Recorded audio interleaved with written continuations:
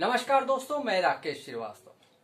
महाराष्ट्र की राजनीति में हर दिन नया दिलचस्प मोड़ आता रहता है। फिलहाल चुनाव की घोषणा नहीं हुई है, लेकिन अक्टूबर नवंबर में होने वाले चुनाव को लेकर सरगर्मी इतनी तेज है कि हर दिन नए मामले सामने आ रहे हैं। हाल ही में अजीत पवार ने गढ़चिरौली में एक जनसभा को संबोधित किया। दरअसल ये जनसभा जन सम्मान यात्रा जो उन्होंने निकाली है, उसके तहत एक सभा हुई। इस सभा में उन्होंने एक बड़ी बात कही। इस दौरान उन्होंने एक साफ रूप से कहा कि जो गलती मैंने की है वो आप नहीं करें। दरअसल जो उनके एक नेता है धर्मा राव आत्राम, उनकी बेटी भाग्यश्री आत्राम शरद पवार गुट में जाने वाली है। इसकी जानकारी जब उन्हें मिली तो उन्होंने साफ रूप से कहा कि एक पिता के लिए उनकी पुत्री बहुत महत्वपूर्ण होती है। परिवार को तोड़कर यूं आप नहीं जाइए, इसका दर्द मैंने झेला है, आप इस तरह की स्थिति पैदा न करें। साफ रूप से उन्होंने ये कह दिया कि बारामती में जो शरद पवार का साथ उन्होंने छोड़ा और बाद में जो दूसरे दलों में मिलकर उन्होंने चुनाव लड़ा, अपनी पत्नी को चुनाव लड़ाया, ये गलत फैसला था। ये दूसरा मौका था जब अजीत पवार किसी मंच से ये बात कह रहे थे कि शरद पवार को उन्होंने छोड़कर बड़ी गलती की है।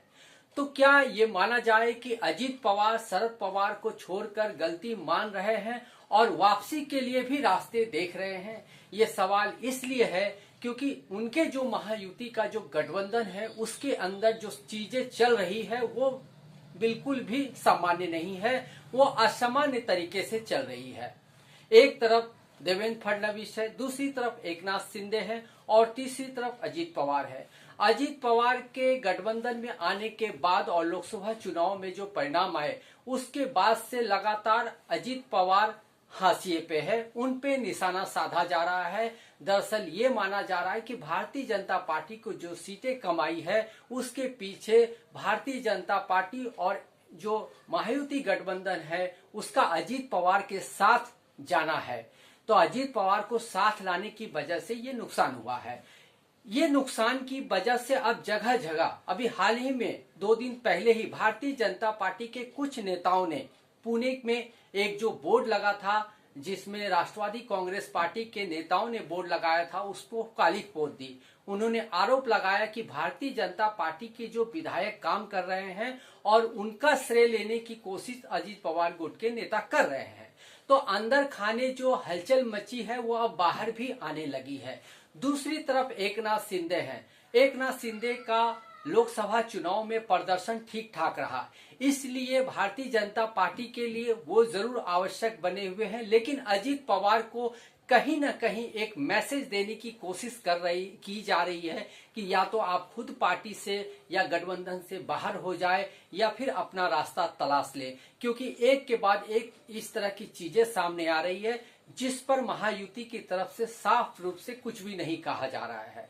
अब कल ही की बात है जब अमित शाह महाराष्ट्र में थे और महाराष्ट्र में आने के बाद उन्होंने एकनाथ शिंदे जो यहाँ के सीएम हैं उनके घर पे गणपति बप्पा की आराधना की, उनकी पूजा अर्चना में शामिल हुए। सवाल यह है कि जब इसी राज्य में उनके भारतीय जनता पार्टी के नेता देवेंद्र फडणवीस है, अजीत पवार हैं, फिर ऐसे में एकनाथ शिंदे के साथ या एकनाथ शिंदे के घर में अमित शाह ने ये पूजा अर्चना क्यों की? वो देवेंद्र फडणवीस के घर नहीं गए, अजीत पवार के घर नहीं गए, बल्कि उन्होंने एकनाथ शिंदे का साथ ढूंढा। इसकी वजह एकमात्र ये है कि इन तीनों दलों के बीच में जो सबसे अच्छा एवरेज परसेंटेज रहा लोकसभा चुनाव में जीत का, वो एकनाथ शिंदे का था।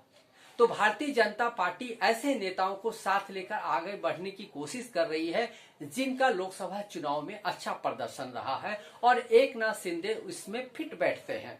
इसी वजह से एकनाथ शिंदे को साध कर रखने की कोशिश की जा रही है, उनको मिलाकर रखने की कोशिश की जा रही है ताकि विधानसभा चुनाव में उनके जरिए वोट बैंक को साधा जा सके।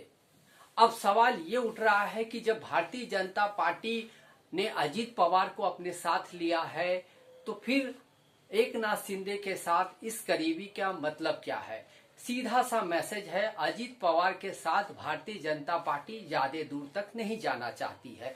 उन्हें लग रहा था कि शरद पवार से बाहर होने के बाद वह जिस तरह की ताकत बनकर उभरेंगे या जिस तरह का वोट वो हासिल कर पाएंगे, जिस तरह की सीटें निकाल पाएंगे उसमें वो असफल रहे हैं। और यही भारतीय जनता पार्टी को खटक रहा है। यही वजह है कि अलग अलग मोर्चे से, अलग अलग तरह से, अलग अलग नेताओं के जरिए अजीत पवार को एक मैसेज देने की कोशिश की जा रही है कि वह अपना रास्ता तलाश ले।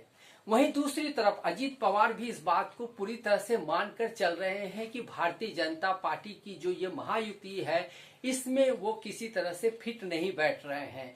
एक तरफ तो उन्हें चाचा के साथ दगा करने का आरोप लग रहा है, दूसरी तरफ परिवार में जो टूट हुई है उसका दंश उनको झेलना पड़ रहा है, और तीसरी तरफ जिस गठबंधन में वो गए हैं वहां उचित मान सम्मान नहीं मिल रहा है। यही वजह है कि अजीत पवार आज एक ऐसे दो राहे पे खड़े हैं जहां न आगे बढ़ने की स्थिति है न पीछे बढ़ने की स्थिति है। ऐसे में वो क्या निर्णय लेंगे ये आने वाले दिनों में जरूर साफ हो जाएगा। इसी बीच बारामती में उन्होंने हाल ही में एक बयान दिया। ये बयान ये था कि इतना विकास कार्य करने के बाद भी बारामती करों ने ये निर्णय दिया, ये सोचकर ही अजीब लगता है। मसलन बारामती से जो उन्होंने अपनी पत्नी सुनेत्रा पवार को चुनाव में उतारा था उनको हार का सामना करना पड़ा। इससे भी ये साफ हो गया है कि बारामती में भी अजीत पवार सेफ नहीं है। यहाँ से भी वो किसी भी उम्मीदवार को अगर चुनाव में टिकट देते हैं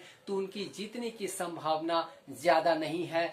ऐसे में सवाल ये उठ रहा है कि क्या महायुति चुनाव के आने से पूर्व तक बनी रहेगी? ऐसी संभावना बेहद कम नजर आ रही है। महायुति के टूटने की संभावना करीब करीब नजर आ रही है, क्योंकि महायुति में जिस तरह की दरारें चल रही है, जिस तरह की सीटों को लेकर दरारें हो रही है, सामने आ रही है, उसके बाद ये कहना जरूरी है कि महायुति विधानसभा चुनाव से पहले शायद टूट जाए। और ये उम्मीद इसलिए की जा रही है क्योंकि जो तीनों दलों के नेता है और उनके जो बयान है, उनके जो कार्यकलाप है, इसी की तरफ इशारा कर रहे हैं। आज के लिए बस इतना ही। अगर आप हमारी यूथ होता है तो आप हमें जरूर सब्सक्राइब करें, लाइक करें। तब तक के लिए नमस्कार।